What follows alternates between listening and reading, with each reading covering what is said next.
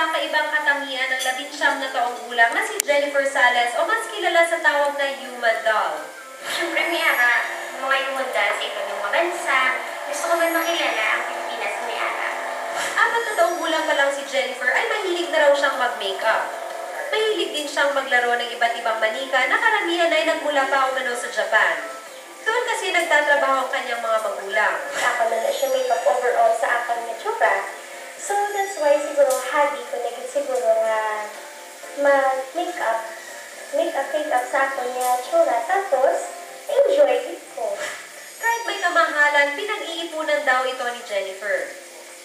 Kakaibang kasiyahan daw kasi ang naibibigay nito, hindi lang sa kanya, kundi pati na rin sa kanyang asawa na si Jacob.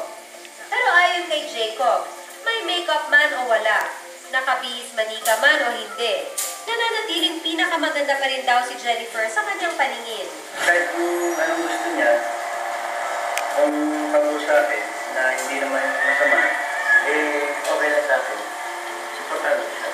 Makikita sa Facebook account ni Jennifer ang iba't ibang doll personalities. May seductive doll, demure doll, at sexy doll. Dahil sa kanyang kakaibang estilo ng pananamit, hindi raw malayong ang human doll ng Silay City ay maging human doll of the Philippines na. Kanina mga balita alin diri sa Negros Occidental. Ako si Gretchen Varela, balik sa iyo Arnold.